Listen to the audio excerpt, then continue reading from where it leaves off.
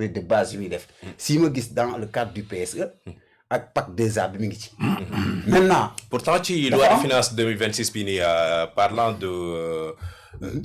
du programme Vision Sénégal 2050 bi il y a 6 projets yoo xamante ni ci loi de finance bi ni ci projet boobu lañ ko jëlee. Oui, tout à fait moo tax man leen c'est une continuité même les deux programmes entre l'agenda et plan Sénégal émergent dañuy dem ba fenn moment nii lañ def parce que moi je lis les deux programmes deuxièmement moo tax man la xam nga dañ nekk si fenn foo xam ne ñu ngi déparé si benn conférence de presse mooy dette cachée ak yooyu FMI tee loxoom man pour man li ñu am même bu njëkk ki il faut que ñu génne waat pour des solutions des discussions avec FMI pour d'abord que loolu ñu soxla ci FMI en termes de financement ñu am ko pour nos partenaires et la notation du Sénégal il faut trouver des solutions mën nga bañ restructuration parce que Égypte daf ko bañ mais Égypte formulaire bi mu ko defee premier ministre basé wu ci FMI ci kii ne FMI kii jàppale na pourtant Égypte mais Égypte bi mu ko defee est-ce que baax na parce que dem te ñun sax pour nga mën a dévaluer proposer dévaluation ci franc CFA c'est tout un problème mënul nekk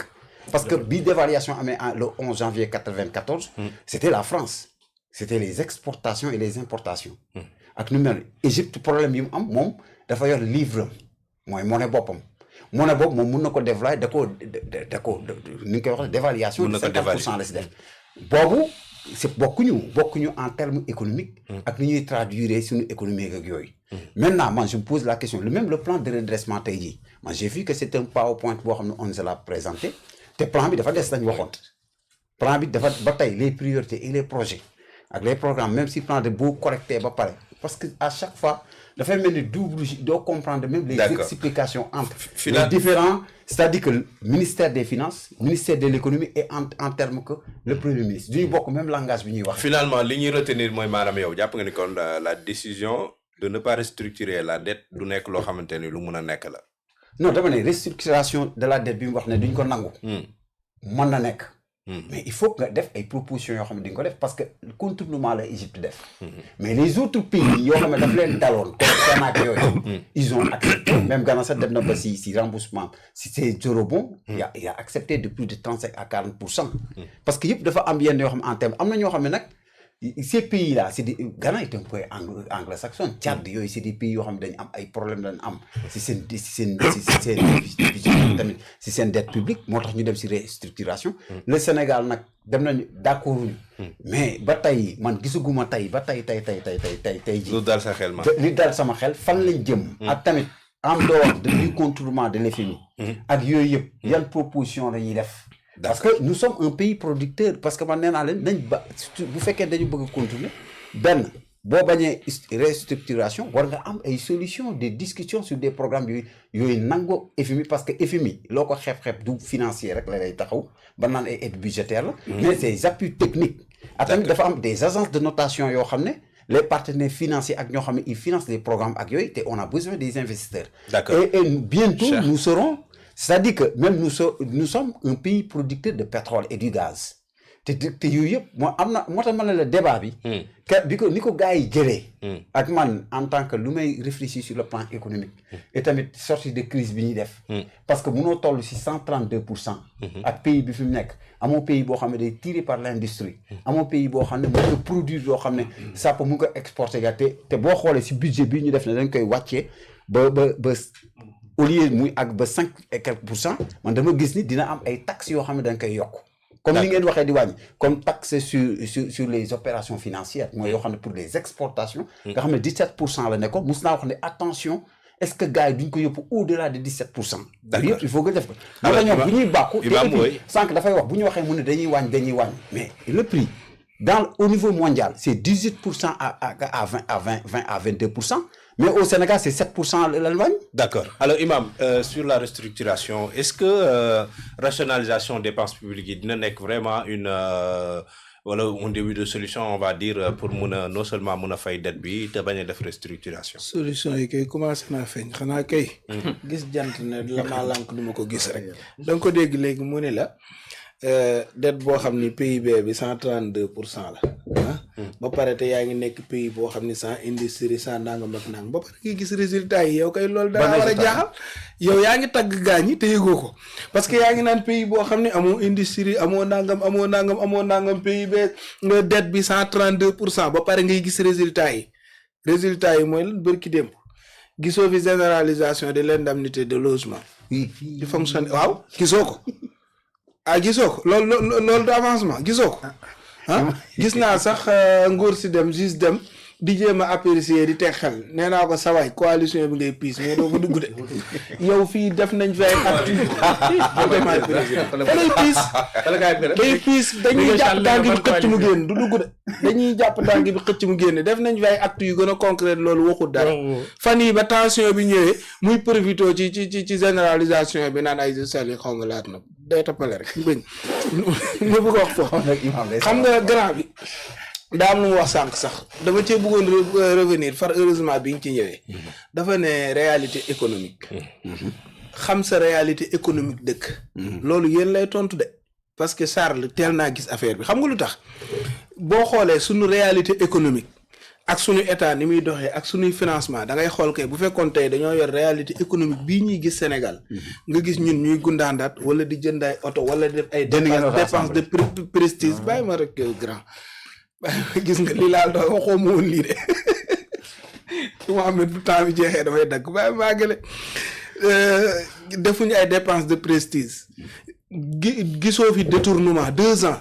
de pouvoir gisoo fi benn ministre wala directeur bu ñu épinglé gum ci wàllu détournement de deniers publics kon ñu ngi jàpp loxo sàcc si Erdogan nag waxoon na ko ba ko waajinee luy sa secret ba nga indi fii Turquie def ko ni awma benn secret damaa fexe ba téye loxo sàcc si rek sàccatuñu àlal réew mi donc kon grand réalité économique bi ngay wax noonu ak ñun ni ñuy doxee boo ko gisee tey sans FMI nga wàññi ceeb wàññi diwlin wàññi suukar wàññi courant wàññi carburant généraliser indemnité de logement di commencer di teg ay infrastructures yoo xam ni malgré li ngay wax ci diisaayu réew mi yëpp yow mënoo ko woon xalaat léegi ñun nag bu ñu ñëwee fekk foofu tey ñun bu ñu doon doxee ni régime Benno Bokk Yaakaar bi ngeen àndal doon doxee bu boobaa tey réew mi suux na mais yéen ñi ngeen àndal ñoo fi bàyyi loo xam ne ñun dañuy ñëw ne leen sans FMI sans Banque mondiale sans nangam Sénégal day dox te gis nga loolu communication la léegi sénégalais ñu ngi commencé di intégrer neen waaye ndekete sans FMI sans Banque mondiale am réew mën na cee dox 2 ans salaire tardé wut da nga fay mës a gis arriéré de salaire mosoo ko fii dégg salaire yi ñu ngi koy fay à temps économie bi ngay gis muy dox lenn rek moo fi des mooy dox muy toog muy dox bi sëñ bi wax léegi moom boobu moom jeex na fi moo tax ku naan la dëkk bi daa naqari léegi xam nga léegi lu xew Sénégal ku ci nekk ci sa bopp nga koy natt da ngay jékki-jékki ki daan liggéey di fayeeku di am teraanga moom danaan Sénégal moom macha allah même bu avancé wul bu baax Sénégal gi moom tànn ne gi ma fi gisoon parce que gisuma ñoo xam ne maa leen gën a mérité ñuy lekk alal réew mi te lekkuma ko. kooku dina wax loolu. waaye ki nga xam ne da daan toog muy dox tey day toog yëf yi wow kon mu naan réew mi dafa jomaay fekk moom ci boppam moo jomaay pas réew mi parce que moom moo doon dundee noo xam ne il fallait que mu jomaay pour Sénégal mën a dox loolu fi mu toll nii yéen loolu miracle ci boppam moom ngeen ko war a def.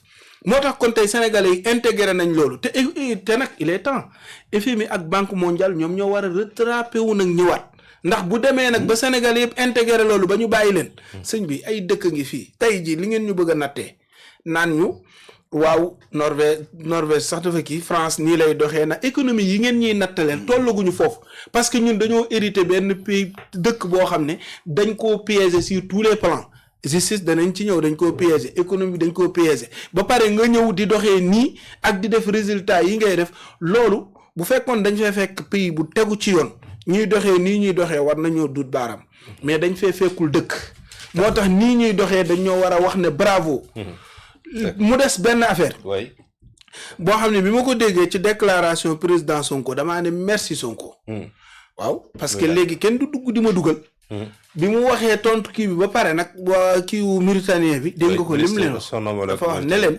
position bii may wax nag position du position Ousmane Sonko mais position gouvernement bi la pour position président de la république boobu la karkarloo journalistes yi nga xam ne dañ doon nar a xëcc loolu parce que tam ñu génn ci plateau yi ñëw naan waaw Sonko moo wax lii waru ko wax léegi nag leer na leen lam bokk ak Diomaye yëpp da koy leeral kenn du dugg di ko dugal man loolu moo ma gën a neex ci communication bi. D'accord dégg loolu moo ma gën a neex ci communication bi donc kon man damaa yaakaar ne man toujours foofu laay daanelee dañoo waroon wax ni ñu Sénégal nii muy doxee c'est kii loolu lay faral di wax naan da ngeen ñëw ni ñu dëkk bi nii dëkk bi naa dëkk ñu jox leen ko ba pare jaaxle wu ñu dëkk bi de teg ñu ngi teg dëkk bi ci yoon waaye dañ koo teg ci na mu war a tegoo ci yoon parce que dañoo fekk ñu ko yàq yaa ko tudd sànq 4e sous-sol nga wax moom lañ fekk dëkk bi kuy dox ku yor faire ab dëkk nag 4e sous-sol di fay ay salaire di teg ay infrastructure di def ay résultats di wàññi ay dund kooku quand même yaa ngi góorgóorlu au moins même boo yaafu zone sax mais tane na ñi ngeen àndal quand même waa Benno Bokk Yaakaar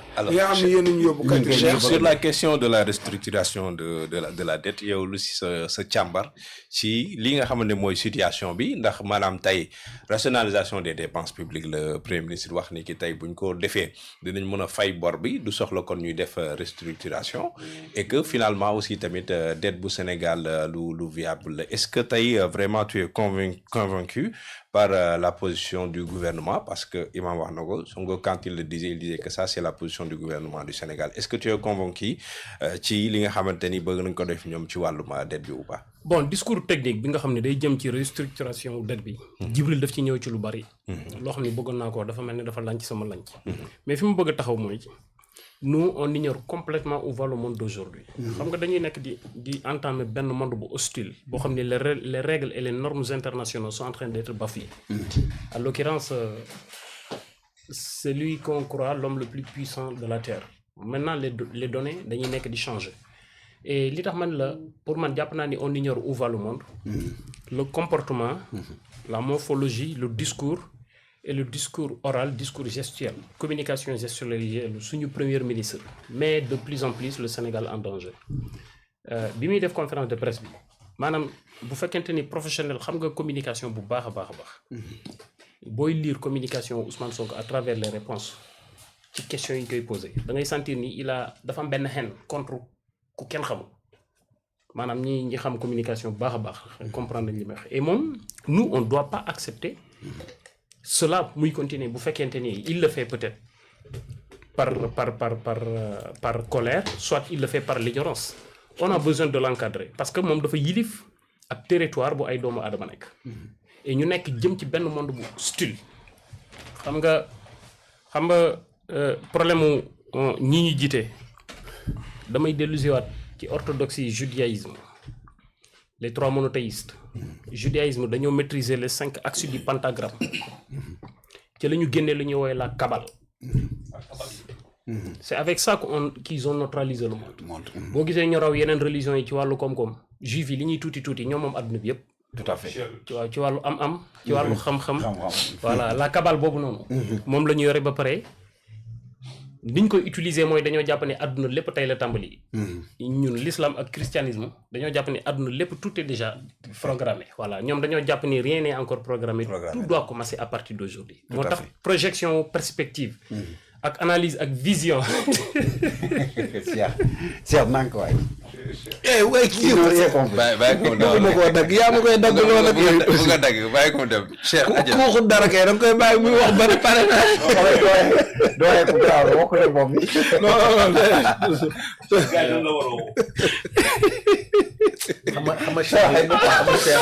xam nga Cheikh li may rappelé. alors. Cheikh foofu nga yem. les débats de parole balaay kii yow bàyyi ko mu li may rappelé. li lay rappelé. mooy débat yi naa. Cheikh bu garaaw da nga maa xam ci yooyu la nekk quoi. te doyen aussi tamit facilité wuñ la tax la.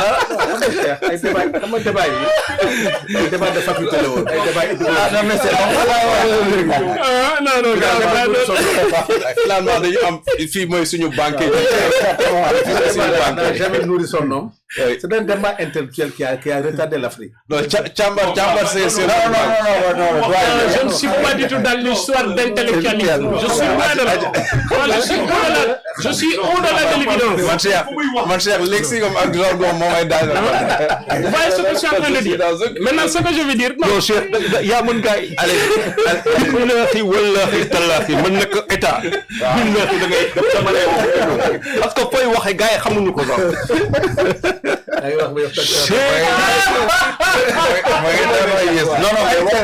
non xam nga grand Charles xam naa quoi xam naa li mu bëgg quoi bon ça fait du bien quoi pour ceux qui nous écoutent. Maintenant ce que je veux dire pour ne pas rester dans les détails ce que je veux dire c'est que le monde xam nga adduna bi dafa am direction bu bees bu mu jël boo xam ne day mel ni jën yi ci géej le plus fort les plus forts vont exister bu njëkk du woon sax du woon nekkuñu woon ci monde boo xam ne dañoo toog jàkkaar la mort du multilatéralisme ah oui Cheikh yaa ay maintenant du woon monde boo xam ne dañoo toog jàkkaarloo nga xam ne dañuy wax yow jox la sa kàddu nga wax nous amuñu place ci monde bi c'est-à-dire locomotive la buy dem boo xam ne dañu bëggoon a fexe am place ci benn wagon bu confortable dem dugg ànd ak monde bi fu muy demee mais par contre waxuma la sax déficit yi ñuy am ci wàllu économie li ñuy am ci wàllu budget jafe-jafe yi ñu am pour dund mais man l'intégrité territoriale suñu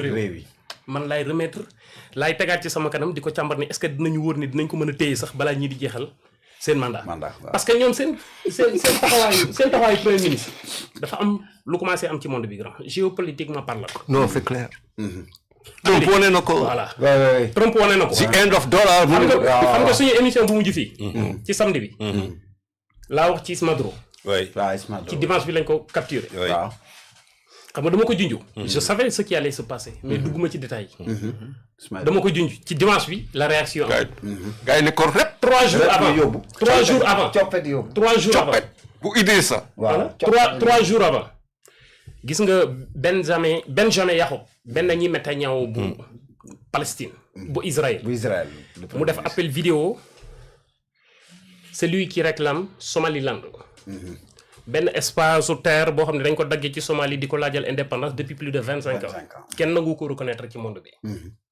benn ñi Netanyahu appel leen vidéo ni leen au moment où je vous parle yéen a ngi nii ci registre réew yi nga xam ne Israël reconnaître na leen ci àdduna ñu wane ko ñëpp di ko gis bërkaati démb la ñu jox ok benn waay buy autoproclamé yu benn espace bu ñu wooyee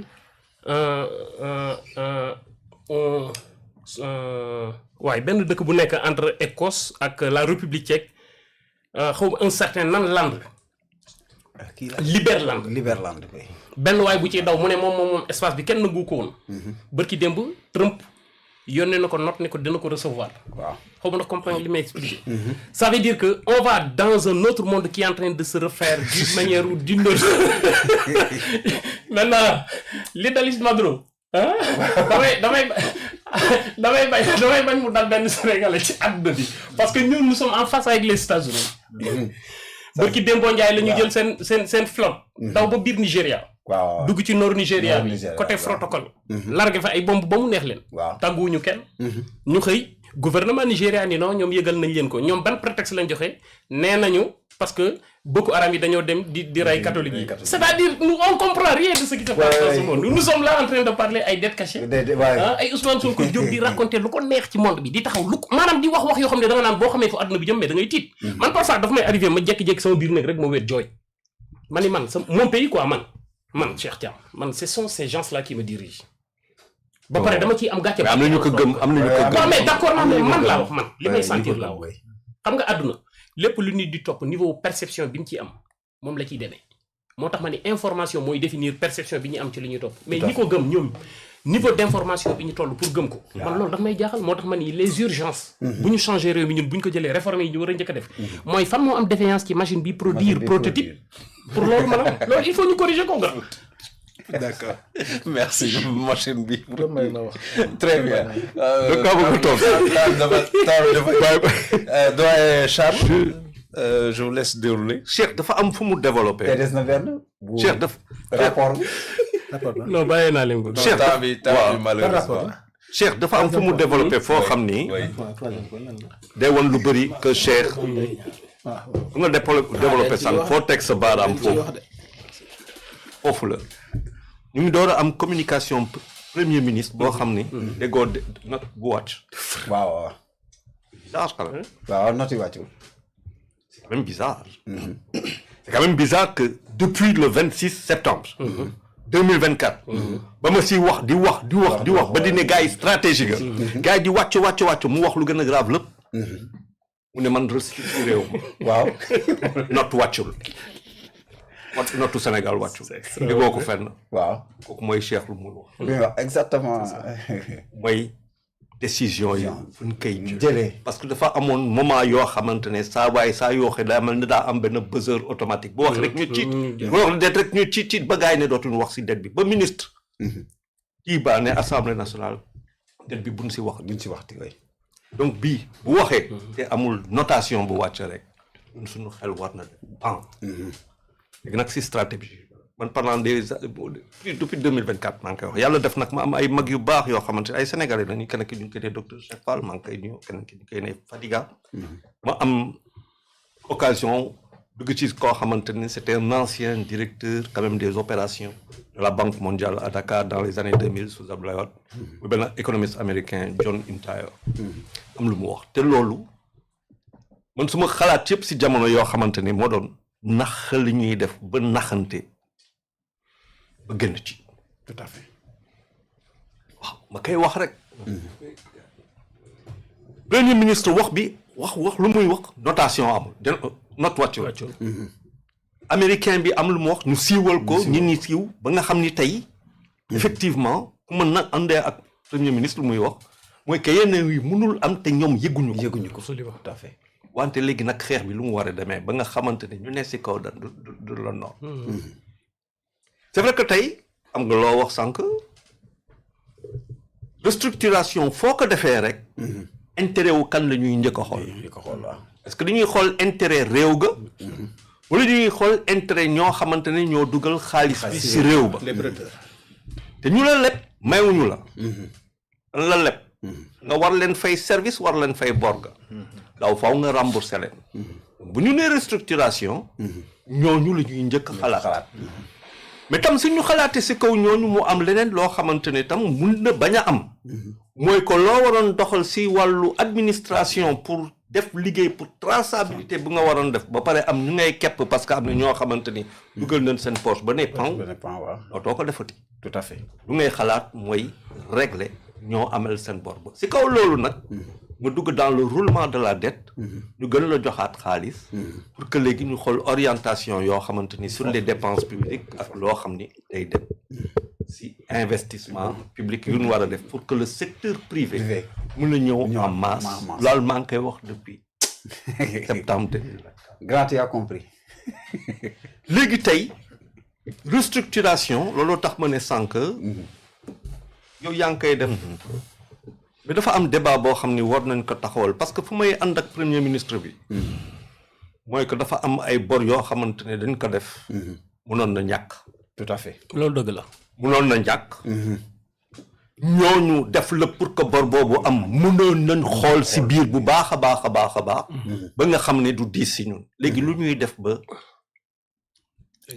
ba doxal ñoom ñu fekk ñu si ñoom ñu nangu seen responsabilité te du doon ay coup de peine parce que antanuñu coup de peine bi lan la ñuy doxee ak ñoom ba ñoom ñu am lu ñu nangu ba ñoom sax si biir parce que mënoo leen porter plainte mënoo leen def dara doole rek lañu am mais ñoom ba si seen bopp ñu xam que faaw ko ñu wax ak sénégalais yi nekk un état majeur de l'UEMOA nekk un état majeur de la CEDEAO mais si wàllu géostratégie ak wàllu politique nekk un état majeur dans le monde loolu tax ma doon ne léegi la xel yi war a toog parce que FMI ak Banque mondiale am na fu ñu tooñee tooñ nañu waaw daa yomba trop ñu ñuy wàcc waaw mais dafay difficile nga xeex ak ñoom comme notation amul bu wàcc mooy que wane nañ seen bopp tout à fait on n'a pas eu de note bu wàcc donc wane nañ seen bopp mais nag grand doguma la solution c'est-à-dire que une discussion loolu laay wax. pour permettre que FMI mu décaisser pour les non du décaisser non du décaisser rek. lu bëri la. waaw.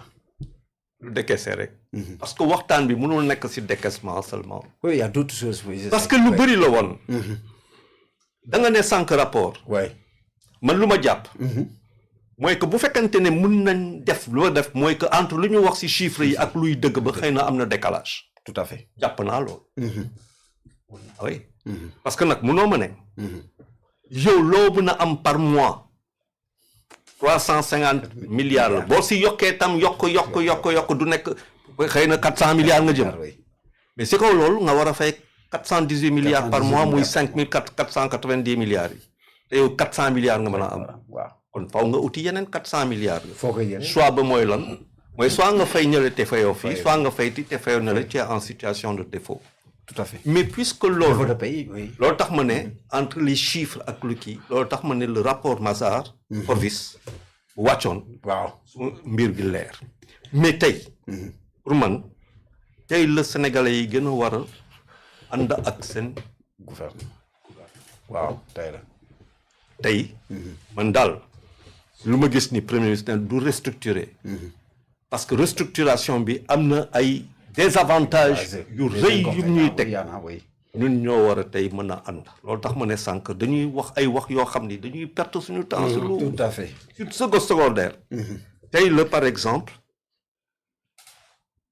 lépp luy syndicat mun a taxaw ensemble parce que faw que ñu won adduna que on est ensemble. que c'est notre pays. que c'est notre pays aussi et que mais ça demande affaire bi dootul ça demande voilà waaw man dugguma si mafia encore que ñoom mafia lañ koy jàppee tey par exemple mënu ma nangu tey que lii am premier ministre am lu mu wax mu am benn et ça je le dis particulièrement pour la RTS oui j'assume mënu ma na comprendre que premier ministre am lu mu wax mu am loo xamante ni un ancien directeur des opérations de la Banque mondiale am lu mu fi wax te teguñu ko débat muy Sénégal on a le contexte on a le prétexte pour que ñëpp et ça doit être un débat national parce que bu ñu juumee ba def ko xeexu Sonko rek mooy que ñun on a rien compris et puis on va le sacrifier.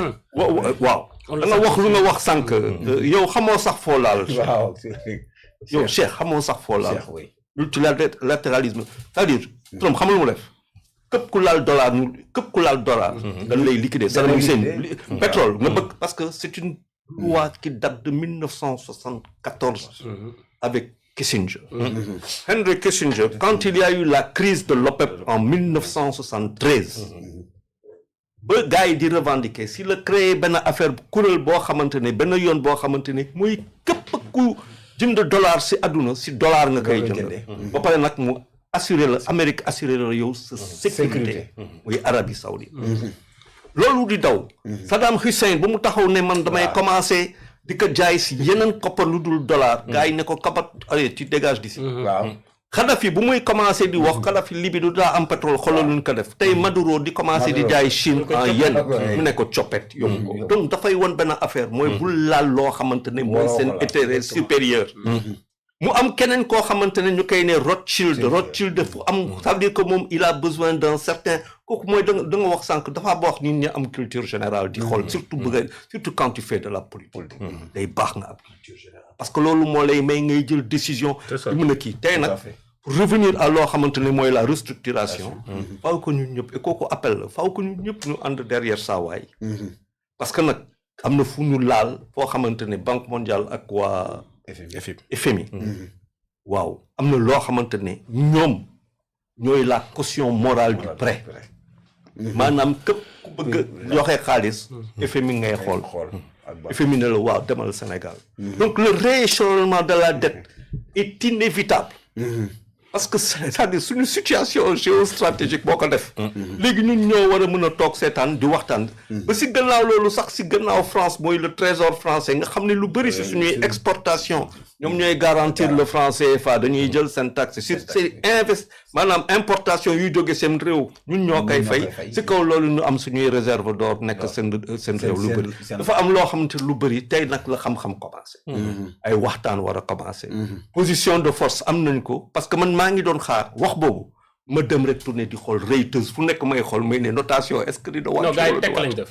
gars yi ne tekk day won rek que parfois day baax bras de fer. absolument. léegi nag bras de fer boo koy def ñun ñëpp ñooy sot. waaw sotti laaj. donc ñun ñëpp dañu war a sot. Très bien, merci beaucoup. Et pour terminer, il ne nous reste pas beaucoup de temps. dañuy sotal leen nag dafa yombul quoi. waaw foo ngeen sotal leen nag doyen jox na leen yéen. mais ñoom ñoo ko ñoom ñoo ko comprendre woon la dernière question démb tey fekk si ngeen. la dernière question doyen Sanou xam naa dama koy séddale parce que temps bi bareetul il s'agit du fameux rapport là ou bien de l'accord Prodac daal sonoon nañ ñu ñoom. diggante ñaari copains Sonko ak Mame Mbaye Niang. rapport feeñ na. ah non mais il dit que y a pas de rapport et puis voilà ce qu'il a dit c'est que rapport bi ñuy wax ni Cheikh Diba moom la wax ni moo ko approuvé en 2024 et que finalement donc c'est de la volonté d'Ousmane Sonko aujourd'hui gën ko mun a mouiller moom Mame Mbaye Niang mais en réalité amul nee na benn rapport boo xamante ni épinglé na ko wala turam nekk si. D'abord je rends hommage à Cheikh Diba qui a été directeur de la programmation budgétaire li ñuy wax fii yëpp tant que comprendre ñu ne les réformes de Cheikh ne sont pas bonnes. On a un leader qui est né. Tout à l'heure tu as parlé de Patrice Lumumba. nit ñi xamuñu ko woon. Ousmane Sonko est une chance pour l'Afrique. wallaay nañu gëm suñu bopp wane na yoon bi. Quand tu fais des références à des ñoo xam te xëy na ils ont fait leur histoire. Ça, c'est l'histoire. Contrairement à ce que tu penses, le maître et son élève, l'Afrique s'est décomplexée à travers une nouvelle génération qui est née. Nous avons comme nous, nous avons les grandes écoles comme nous, de telle sorte que nous réunissons. C'est impossible. Charles a dit que chaque année, 2 ou 3 fois en Asie. Si vous avez dit te borom xam-xam nga bàyyi ci réew mi Sonko jóg ne ñii ay nawle lañu fii ku ñu mos a far rek le lendemain yaa ngi France mu ne fii xoolal saa yu Ousmane Sonko waxee Sénégal yi tiit c'est comme quelqu'un qui parle à son maître on n'est jamais de la vie te nga wax na tey que dara yëngatuwul faisons confiance à cet homme faisons confiance à cette nouvelle génération de leaders qui sont nés ici façon bi ñu politique en Afrique baaxul ça nous a appauvris. Ça nous a appauvris qui fait que nit ñaa ngi jóge ci monde rural bi di ñëw ci capital bi jóge ci capital di dem bitim réew kenn xalaatu toog sa réew di ko defar on n'est plus jamais ça il faut que ñu xam ne ay nawle lañu ñi ñuy def duñu suñuy maître du suñuy patron ndax ko ñu jàng il nous conseille par rapport li ñuy jàngal man j'ai écouté Cheikh Diba li ñuy wax di ragal ci nangam ça a été réglé par nos braves technocrates qui sont là boo xoolee le document des risques budgétaires da nga xam ne tous ces problèmes ont été réglés. léegi lan la mooy li nga wax ñu bàyyi opposition bi suñu biir gëm leen mun nañ defar suñu réew ak li ñu am. Prends l'exemple du sport combien de fois on a été à la coupe du monde combien de fois on a été où sont ces recettes où est le développement du football alors que recettes yi ça doit développer notre sport notre football. parce que amatul contrôle amatul dara. D'accord. Tu me parles de l'histoire de Mbaye Niang. Voilà le problème de l'Afrique. Voilà le problème qu'on a réew mi ñu toll. ñu naan moo ko signé wu ko am naag amu ko ci réew nit ñeme dem ci plateau di toog di werante loolu da ngay wax continuité effectivement les programmes de Macky Sall du néew ñu baaxul de Prodac amul lu ko gën ci programme doon na régler problème 90% de l'exode rural mooy dañoo sàcc xaalis bi daw te africains yi tubaab yi gëm la ñun ay sàcc lañu gëm la ñun on dépend d'eux Ousmane Sonko toog ñu gëm ko mu ne gaañee nañu defal suñu réew nañ toog suñu réew ñii suñuy nawle dàq ñu jàng ëpp ñu lépp lu ñu am nañ 5 fois plus 38 ressources naturelles nga am ko ci réew am munoo defar benn kilomètre de route bu baax gaañee di enrichir nga toog di wax ay les normes que non dañuy nax et il a mis fin à cela tey lu tax tey Lumumba tey nekk référence tey ñëpp di ko nëgg tey il sera accueilli en héros au Congo parce que xëy na xamuñu ko woon cette génération là nga neef gëm Ousmane Sonko lu mu leen wax ñu nangul ko pour la première fois boo leen di fayal impôt mu ne gars yi dañu koy sàcc diaspora bi nga nekk mosuñoo wóolu suñu gars yi fii. mais doyen on peut mu ne diaspora bi léegi indi leen seen xaalis ñu defar réew mi gars yi di njëkkante di indi seen àll alors que yaa nañ jël di joxe Là maintenant, c'est les Sénégalais qui sortent leur argent et qui donnent aux politiques. mais doyen Sano nga baal ma mënuñ ñàkk confronter les deux positions parce que Ousmane Sonko bi ngay wax moo fi taxaw wax ni que am na élément nouveau. waaw et par conséquent dossier bi dañ ko war a tijjiwaat. man am naa élément Mame Mbaye Niang man amoon naa génnaale élément nouveau amul il faut qu'on pose ce débat. waaw non Mbaye Niang moo wax ci télévision ñëpp dégg ko. yéen ngeen journaliste. mu ne am na. ñëpp dégg ko man toog assemblée nationale Mbaye Niang toog ñu toog en commission des finances ñu génne rapport bi ne mu ngi nii parce que foofu c'est l'irresponsabilité kenn du ma téye mais su ma ko génnoon ci biir ñu jàpp ma. élément nouveau am na. c'est sur la base de cet élément nouveau na avocat yi saisiré suñu justice. maintenant faisons confiance en notre justice. Mbaye Niang bi ñuy àtte moo daa jiitu tribunal maa nga fa du début à la fin. moo fa daa jiitu ànd ak ay ditam ak jabaram ak yépp parce que amoon na élément yu war a tax mu gagné procès. tey élément nouveau am na cette même justice à qui on avait fait confiance nañ ko wóolu ñun ñëpp xool élément nouveau bi nga xam ne les 9 pièces yi nga xam ne jox nañ ko. te ma xam si ñaar man yoo xam ne bu amee. xalaatuma Mbaye Niang de. kan ngay xalaat. le débat ce n'est plus ndax rapport am na wala amul rapport moo am na ba pare. mais tey chance bi ñu am mooy dinañ dugg ci dossier Prodac. non ce n'est plus non wax dañ koy ñeme. non da nga ne ce n'est plus kan la. kon haute trahison nga jëm. non xam nga lan la. non grave waxal wax bi. waxal wax bi. xanaa da nga xam bu may jàpp rek ma seet si. kon kat ce n'est plus Mame Mbaye Niang. ce n'est plus Mame Mbaye Niang parce que rapport moo am na ba pare. waaw kooku kan la confirmé Mbaye Niang waxoon na ko. rapport am na. incha allah léegi kooku kan la. jàppul wala grand yow dañ kaa namm de fii na toog ne ma Macky namm nañ la ñëwal doo ñëw. namm nañ ko trop. très bien. namm nañ ko donc pour te dire que ne. oui. Sénégalais yi nañu gëm suñu justice ñu boîte procès bi. Sénégalais yi xam lan moo ne ci biir. Mbaye Niang épinglé ne veut pas dire que yaa jël. tu es cité dans un rapport da nga noonu amul Ousmane Sonko ñu mënu koon génne na ko ànd ak 9 pièces ñu jox ko le procès incha allah dinañ ko ubbi te buñ ko ubbee liñ ca bëgg rek ñu am confiance en notre justice. Sénégalais yi xam lan la. Imam mooy li nga xam de mais. mais est-ce que les 29 milliards ont été attribués sur le long de l'année. parce que gis nga information yi ma awma ko gis nga suñu financement moom xam nga on a besoin de 6 000 milliards pour notre financement là on a besoin de 6 000 que gars yi li ñu sàcc rek bu ñu ko génnee soxlaa ñu FMI. non mu loolu nekk. allez-y rapidement. gars yi jël ko da nga yaakaar suñu besoin de financement. Imam allez-y wala ma jël. non bu jël rek ma jël. man dawuma ko damay xaar débat bi ñëw dama ko yàkkamti quoi. ayca waay. Mohamed. Mame Mbaye Niang dafa jaare yërëm quoi fi mu toll nii moom. dama yaakaar ne ñaan la gën a soxla. ñaan la gën a soxla parce que démb lañ ko doon wax di ko yedd déggul. tey fi ñu doon nii gis nga ñoom waa opposition bi du ma ne sax mbiru Sonko ñu ne dama koy kii personnaliser non ñu ne dama koy personnaliser mais dee leen jàng seen jëflante ci état ngeen ciy jàng yàlla quoi daa am genn kilifa goo xam ne dafa amoon loxo ci écarté gi ñu écarté Khalifa Sall 2019 pourtant bu waxoon rek wala bu amoon nu mu taxawee rek Khalifa Sall dina nekk candidat ñëpp di wax fekkeewul mandat 2024 Mame Mbaye Niang fii la ñëw Sénégalais yi ñiy dem ci papam ñuy wax dossier bi génn ci mu dëgër bopp sama honneur lay laave di jaay dëgër bopp ana mu tey dawut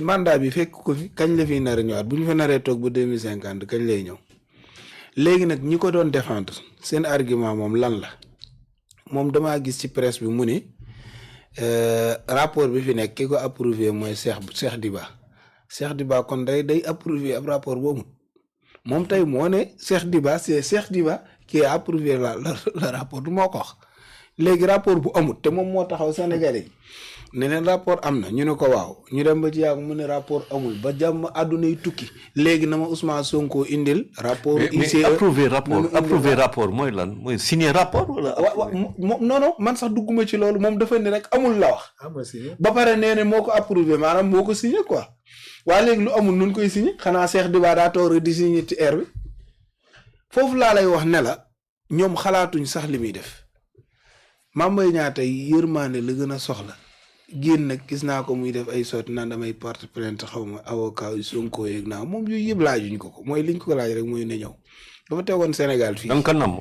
torop Mame Mbaye Niang moom dama ko namm vraiment sama doomu baay jooju te xam nga man sax yaa leen bokkoon classe. non sama doomu baay bokkuñu classe de non Mame Mbaye Niang bokkuñu classe. Argumentation de la force. non dégg xoolal bul justifier samay kii déglu rek xam nga tey ñu koy soutenir li tax ma yërëm leen ñaari argument laa leen dégg ñuy wax ñaar mooy benn dañ naan àtte bi warul mën a am parce que Sonko est premier ministre wala Sonko est ministre Mame Mbaye Niang moom brigadier la woon ba ñuy àtte Sonko wala Mame Mbaye Niang lan la woon ministre. est-ce que tey seen argument yi mooy da ngeen naan ab ministre la procès bi warul mën a am seen ñaareel argument bi ñan ñoo wax loolu ñan. yéen ñu koy jàppale waaw man su ma wax rek waa Benno Bokk Yaakaar yéen ci ngeen bokk parce que yéen a bokk même camp quoi Cheikh bu ma dagg beneen bi ci topp seen deuxième argument mooy da ngeen di wax ni lii mosu fee am na waa dégg léeg-léeg seen yenn juristes yi génn naan révision de procès mosu fee am voilà nag Sonko nag mooy koo xam ne yi mësta am yëpp dañ ko koo teg ngeen fekkee ko défendre loola tey mu ñëw ñu war a def ci moom lu masta am te tegu ci ay texte ngeen waru fee masa am du am waaw parce que da ngeen ni mosu fee am ah Sonko rek lañ fi daan benn daan boo xam ne ca Socrate la gëjee woon te pourtant accepté ngeen ko mosu fee am Sonko moo fi dem procès sans appel dugalagul appel ñu arte ko cour d'appel. Bon, la comparaison ne va pas. Socrate, il a bu le truc. Hein. Socrate est mort. Hein. est mort. Socrate buñ koy kii daa naan affaire bi. waaw léegi maanaam décision ba foofu la gëjoon a am laa wax. ñu wàccee ko fii comparaison Sénégal ñaari mu mënul génn ne comparaison mënul ne. Socrate daa ne jox leen ma naan. maanaam. non dama ne. nga waxul loolu dafa non décision de justice at bi la wax quoi temps bi. Kii bi. corruption de la jeunesse bi la décision de justice bi ñu ko teg. xaw corruption de la jeunesse bi la bëgg a wax. ci loolu laay bañ a loolu la jaar déglu ko rek gëj a àttee nit loolu lañ ko gëjoon a non mais loolu fan lañ ko bind loolu affaire boobu bëgg naa ko xam. fan ñoom dañ koy ko théoriser ñoom waa article Pastef dañ koy je pense que- théoriser. déedéet fan lañ ko mas a àtte léegi wëral leen ma yow mi gëstu yow moom historien nga gëstu nga àdduna bépp wax ma fan lañ àttee corruption de la jeunesse ku dul Sonko. mais bu fekkee nekk Sénégal c'est ça. d'accord damay daaneel danaa gaaw ñaar ñi ma ci xam danaa gaaw non imam laa bëgg damaa bëgg a xam 1965 dangaa bëgg ne 1965 ba bés boobu musul am atte boobu Sénégal man de mosuma ko xam. mosuñu ko fay xam. man xaw ma ko ma sama dina na léegi gëstukat yi nañ ko gëstu. léegi loolu mësta am. man de mosuma ko xam. ah loolu mësta am. yooyu yëpp mësta am te accepté woon ngeen ko. tey nag ñu naan réouverture de kii warta masa am parce que musu fee am bu fi mësta am xam ngeen lu ngeen war a wax musu fee am te tegul ci ay texte yu leer. loo xam ni texte baa ngi fi mi ngi fi ñu def ko. waa rek Sonko nag jommal na leen parce que da ngeen daan nangu lu masta am ñu ko koy teg.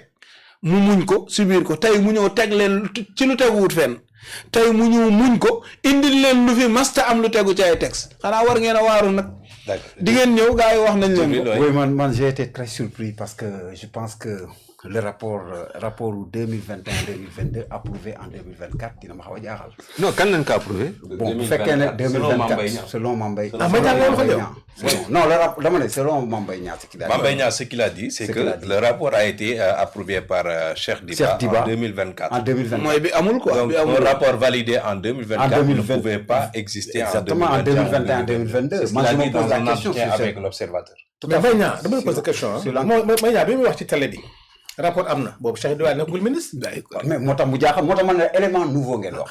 ah da nga am élément nouveau Mbaye Niang. non déglu ma léegi yaa indi élément nouveau yow. non mais dag may déglu xam nga da nga wax sànq Lay ba la- wax yow fu nekk jaar nga fa. non mais sànq attends man j'ai pas compris non parce que j'ai pas suivi. non xam nga man j'ai même xoolal am na ay rapport yoo xam ne police coordonnateur police judiciaire fii benn boo xam ne man dama gis mu ngi ni objet réquisition de monsieur le coordonnateur de l'inspection générale des finances affaire rapport du programme des domaines agricoles communautaires PRODAC 2014-2019 il n'existe pas de rapport PRODAC il s'est mi ngi nii kii mun naa la ko envoyer après Si, am naa la. jox quoi yii il s'est agi d'une enquête portant sur le contrat de clé en main.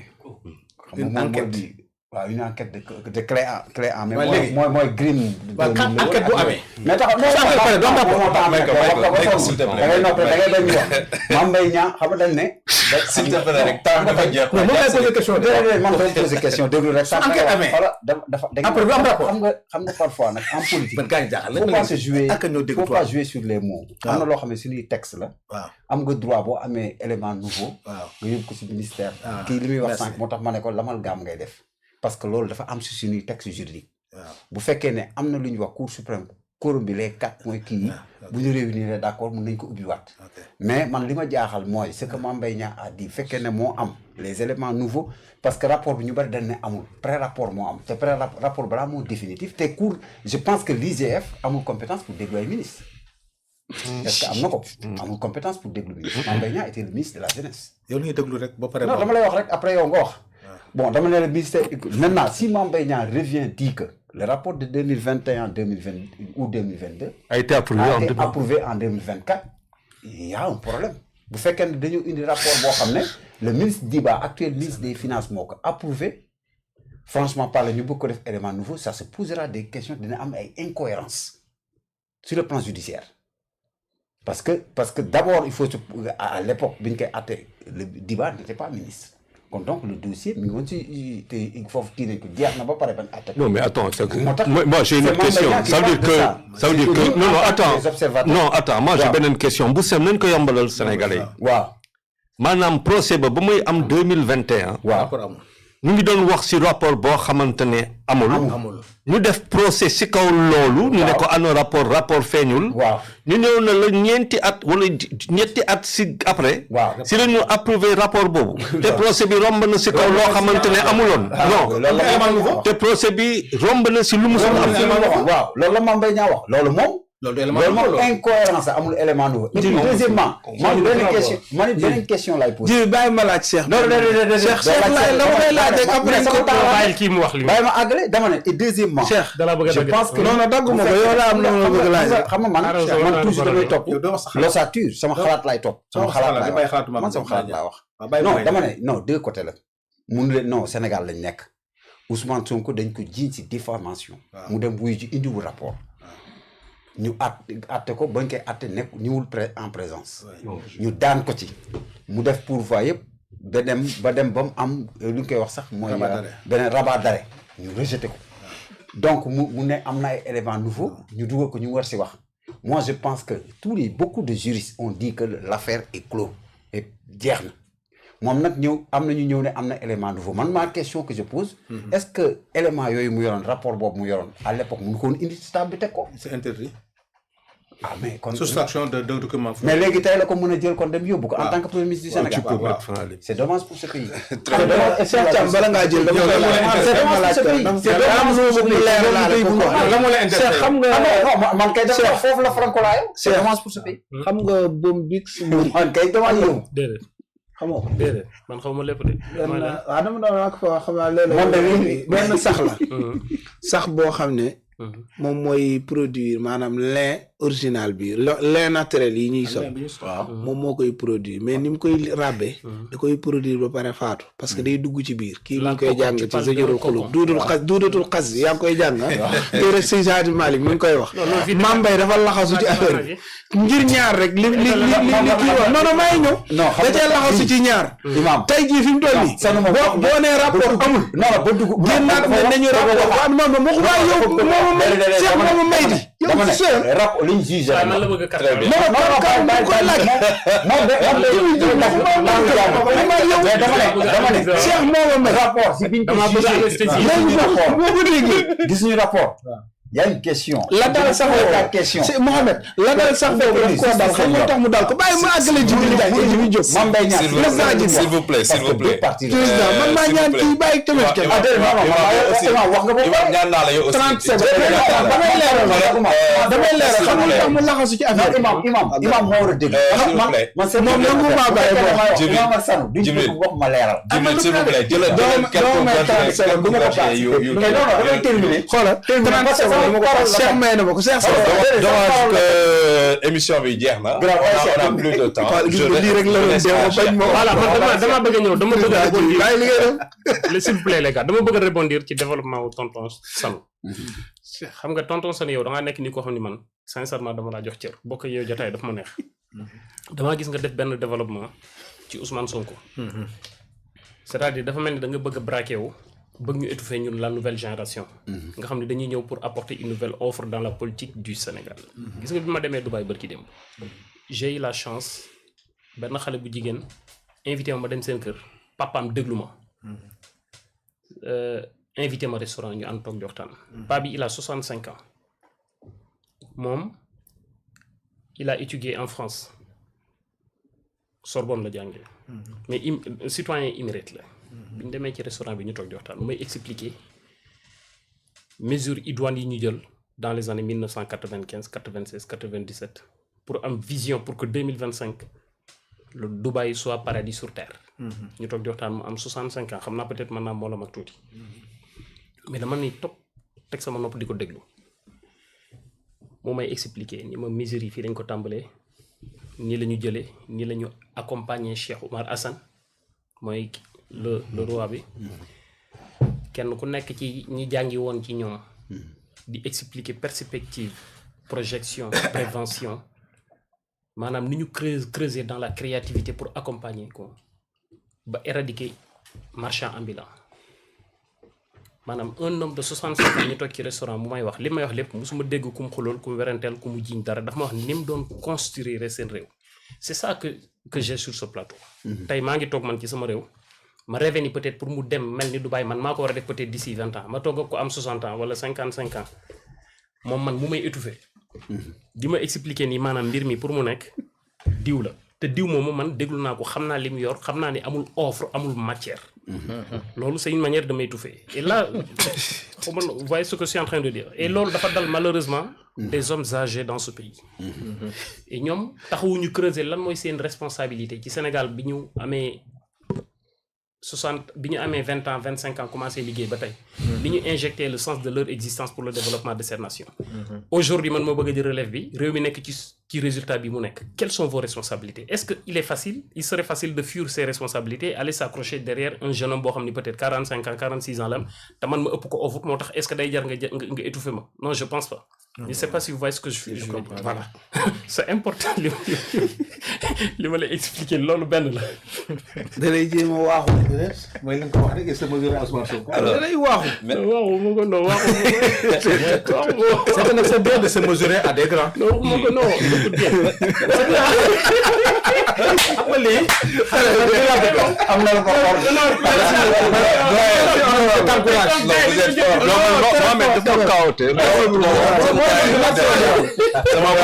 merci beaucoup dama ko jox benn document. non Mohamed maa ngi kaw dafa am waaw Mohamed maa ngi kaw te gis naa ne vidéo de waaw imam yi kaw man dafa am loo xam ni j'ai pas un rapport avec la vérité par procuration. maintenant tonton Charles information non dégg naa bu baax li bëgg a wax xam nga damay daaneel man fi may daaneeli maintenant damay ñëw ci Sonko non Mohamed da ngaa bëgg na mais Cheikh daaneel ko tënk rek dama bëgg ñëw ci Sonko naa la sango man dama bëgg ñëw ci Sonko non naa la sango dama bëgg ñëw Sonko xam nga débat boobu moom tudd Sonko ñoom ils sont trop forts là-dessus moo tax dama leen di provoquer man jàpp naa ni objectif wu nouvelle donne wala lu bees lu génn ci dossier bi ñu bokk yóbbuwaat benn objectif la ci àdduna mooy Ousmane Sonko éligible pour mu nekk candidat man personnellement man aw ma ci problème non bàyyi leen ma rek man personnellement information aw ma ci problème Cheikh amoo information par contre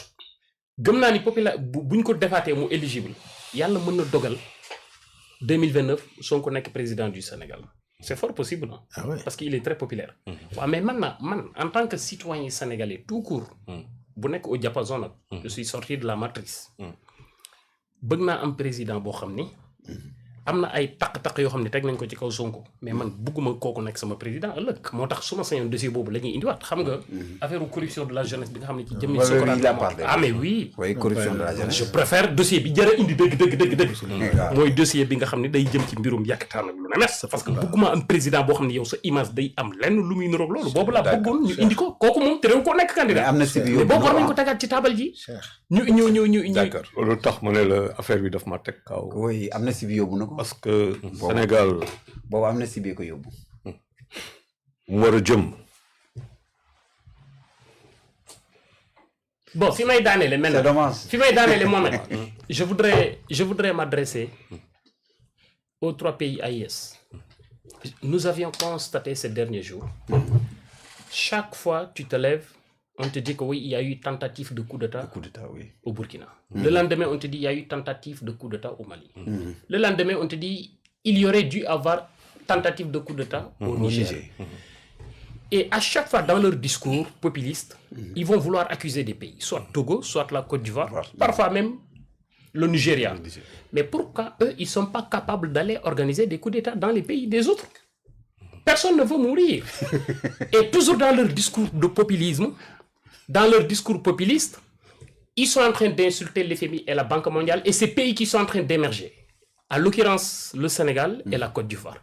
À chaque fois, tu vois, le président Burkina Faso se lève pour dire les pays sont en train de réaliser, ils sont en train de réaliser avec quel coût? Avec des dettes. Mais avant-hier, FMI vient d'allouer une dette de 450 millions de dollars au Burkina Faso.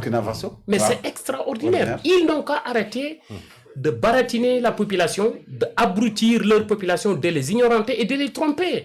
Ils n'ont qu'à cesser de créer des mots qui deviennent des voiles qu'ils mettent sous le dos de leur population. Xam nga populistes yi noonu la ñuy def soldats yi suñu bëggee accroché wu ci pouvoir bi dañuy jékki-jékki génn ay discours ñëw rek xëpp ko seen population bi ñu nekk ci dray seen bopp su ko defee ñoom ñu continuer di yor nguur gi moo tax loolu jeexul foofu fi may daaneel ak mooy njuumtewu président l'entraîneur du Mali voulait trop rentrer dans le goût des populistes. Il a tenu un discours populiste pendant la conférence de presse. La conférence d'avant-match. Avant-match. Très bien. Et il l'a fait, c'est un discours politique. Tom Saint-Fit, il a regretté finalement. Voilà. Alors, pour terminer, doyen, je vous laisse donner votre commentaire sur le sujet. Très bien.